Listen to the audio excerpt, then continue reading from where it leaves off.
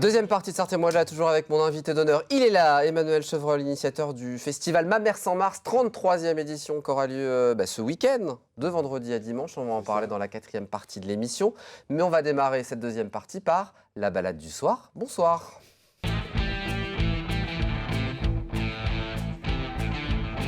Avec notre roi soleil à nous, Pascal Mariette. Bonsoir Pascal. Rebonsoir.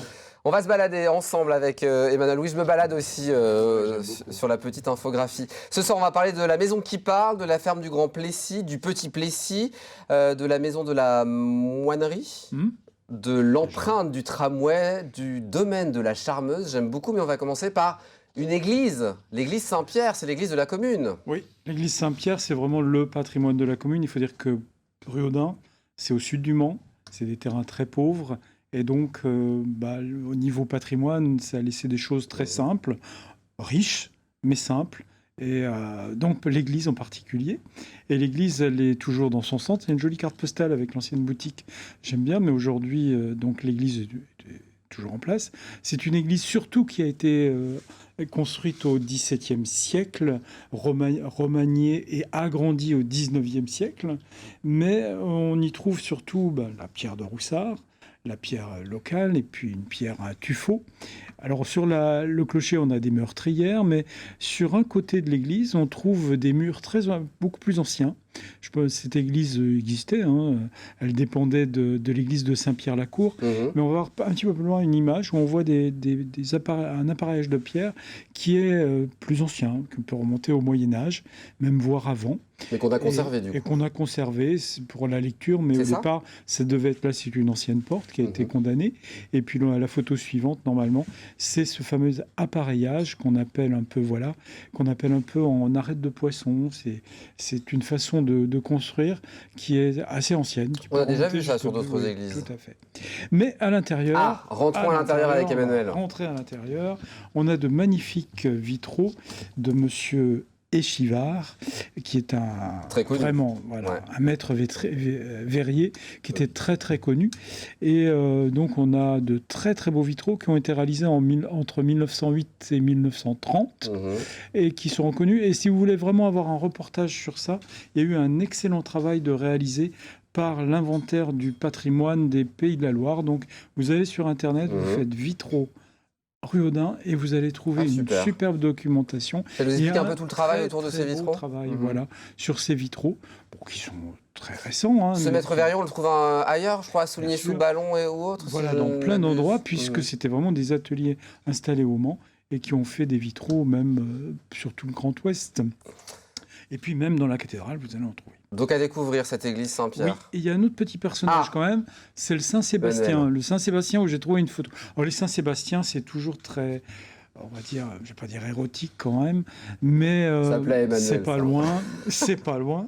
Et donc ce Saint-Sébastien est inscrit à l'inventaire des monuments historiques, qui était à l'inventaire des MH en 1991.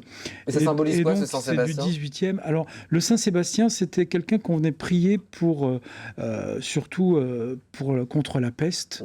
C'était un saint guérisseur, mais aussi à la campagne, c'était le protecteur des animaux d'élevage. Mais il n'y a rien d'érotique en fait alors ? Non. Mais c'est là, souvent il a des positions très... Comment on va dire ? Il a un petit pagne, voilà, il n'est pas très habillé, c'est ça.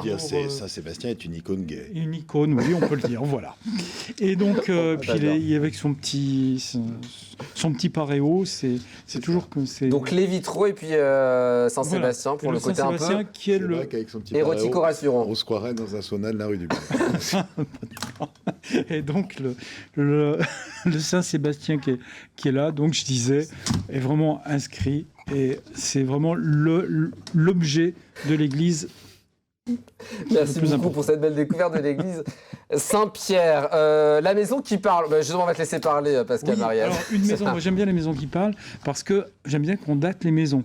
Et il y a une maison face à l'église, on traverse la rue, il y a cette maison et on va regarder au-dessus de la porte. Et au-dessus de la porte, on va zoomer un petit peu et on va lire « J'ai été posé », donc on parle de la pierre, par Joséphine Devaz et Émile Devaz en l'an 1869. Donc c'est une façon de dire, c'est la pierre qui pose, là, c'est même pas la maison. Et on a d'autres endroits. Moi, j'habitais Fresnay. À Fresnay, il y a une très belle maison aussi qui dit, c'est le lieutenant général qui a fait construire la maison. Il dit, moi, lieutenant général de Nain, j'ai fait construire, je m'ai fait bâtir. Alors, c'est à la fois la maison et le lieutenant général qui parle, etc. Et il y a la date.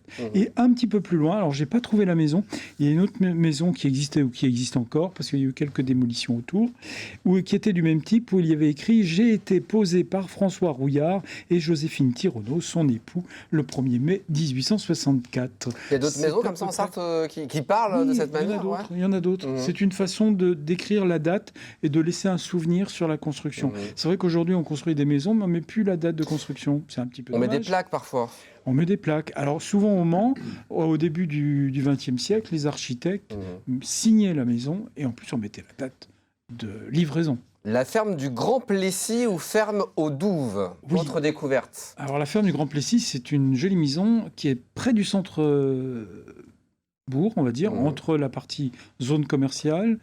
On est à la campagne quand même là, ouais. On est vraiment en sortie de ville, hein. On voit les maisons des lotissements à côté. Et c'est une maison qui est à l'origine d'une ancienne seigneurie. Il y avait une fuie qui a disparu aujourd'hui, mais il reste quelques éléments. Il y a un pignon, on l'a vu tout à l'heure, en hémicycle. Alors peut-être qu'il y a eu un four à un moment donné, mais aujourd'hui il y a une fenêtre. Ça peut être retravaillé, hein, souvent au bout de la maison. Ou est-ce une tour ? Quelque chose qui aurait pu être un petit peu plus élevé. Et puis, on trouve un puits à mitre encore. Je sais que la commune de Ruaudin a un projet pour l'aménagement de cette ferme, qui est vraiment dans un très bel espace vert. Et puis surtout, quand on prend un petit peu de recul, on s'aperçoit, et on le voit sur les anciens cadastres, il en reste encore quelques-uns, il reste des douves, c'est-à-dire la ferme était encerclée d'eau. L'eau, voilà, on aperçoit la ferme un petit peu à gauche. C'était pour la protéger de l'eau, du coup ?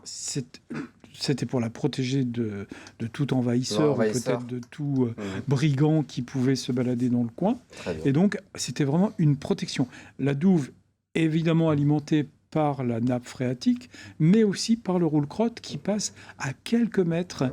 Et si vous voulez voir cette ferme, c'est très bien, parce qu'il y a un très joli petit chemin qui borde le chemin.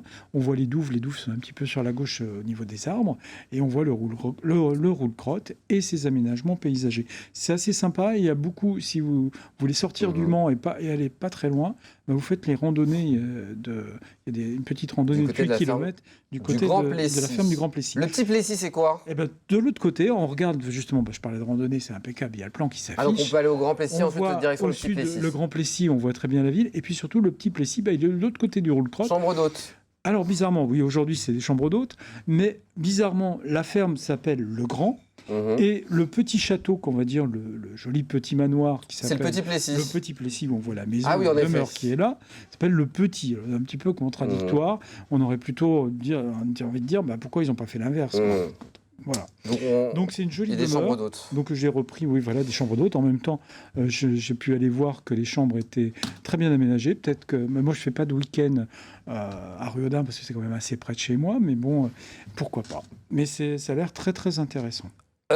Une photo de la maison de la moinerie. Alors on a une seule photo, c'est ça ? Oui, parce que évidemment c'est des propriétés privées. Et puis là je l'ai sorti depuis un ouvrage c'était en photo sur un ouvrage. Mais c'est une belle maison qui existe. C'est fait partie des deux grandes demeures. Le petit Plessis et la moinerie font partie des deux demeures vraiment intéressantes de la commune.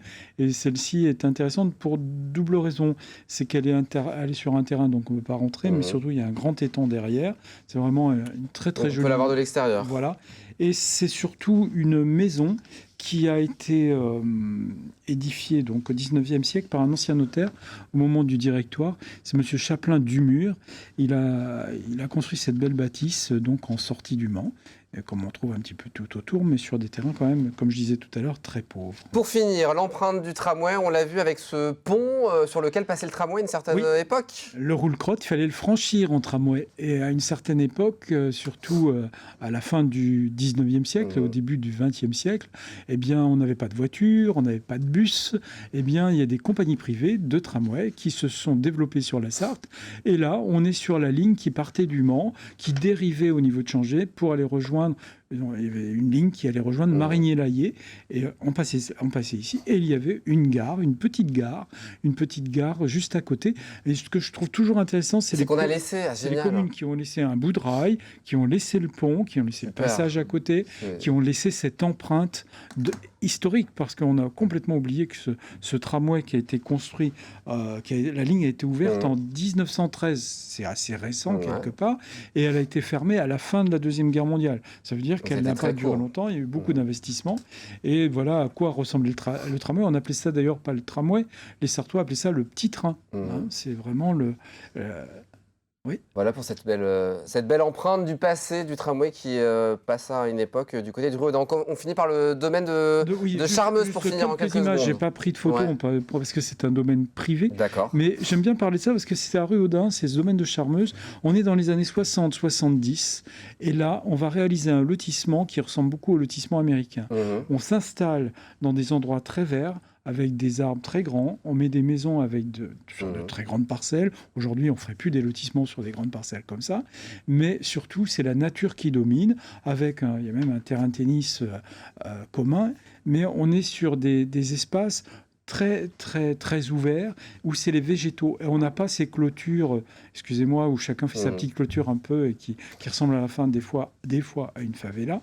Mais là, c'est vraiment la nature qui prime. C'est comme ça qu'on devrait faire, je pense, les lotissements, mais surtout avec des surfaces de parcelles moins grandes. Le message est passé. Merci en tout cas, Pascal, pour cette belle balade au sein de Rue-Audan. On passe au Tu préfères.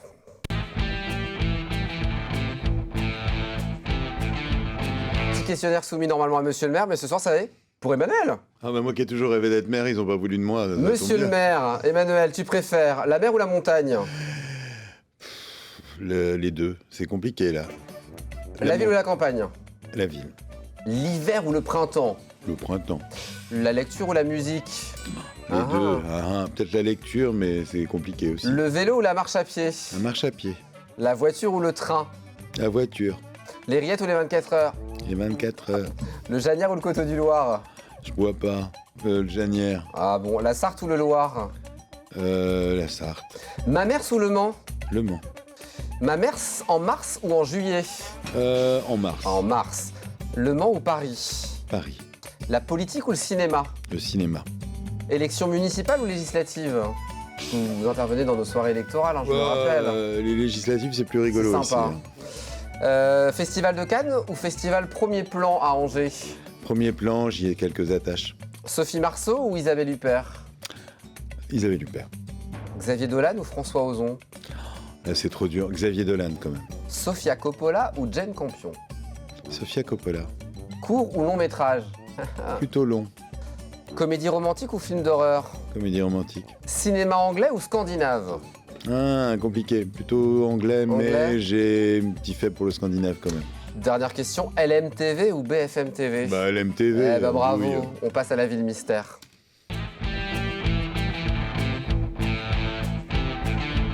Je joue avec nos téléspectateurs et vous allez pouvoir les aider à trouver la commune dont je recevrai le maire la semaine prochaine. Différents indices à gagner ce soir, 2 places pour aller applaudir Gauvin Serre la semaine prochaine. Il sera en concert le 23 mars prochain au Mans. Est-ce que vous êtes prêts à aider nos téléspectateurs ce soir?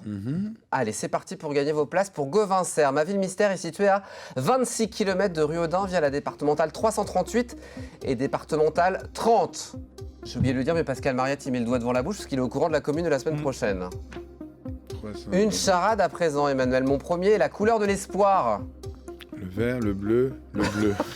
Je sais pas, je suis nul en couleur. Le bleu, tu dis? C'est la couleur de la carte. Bon. Mon deuxième peut être Armstrong, Young ou Arestrup. Nils. Très bien. Ouais, c'est vrai. Mon troisième est l'unité monétaire de la Moldavie et de la Roumanie. Je sais pas. Mon quatrième désigne quelqu'un d'apparence fragile. fétiche. Ah, Verneuil-le-Chétif. À Montou et ma ville mystère, on y trouve le château de Manger. Les habitants s'appellent les Vernaliennes et les Vernaliens. Ah, Verneuil-le-Chétif. Peut-être que c'est la bonne réponse. Emmanuel vous a aidé pour gagner vos 2 places pour Gauvincer. Envoyez un mail en tout cas avec peut-être la bonne réponse à jeu au pluriel @lmtv.fr. Merci beaucoup Pascal d'être venu. Bah, merci.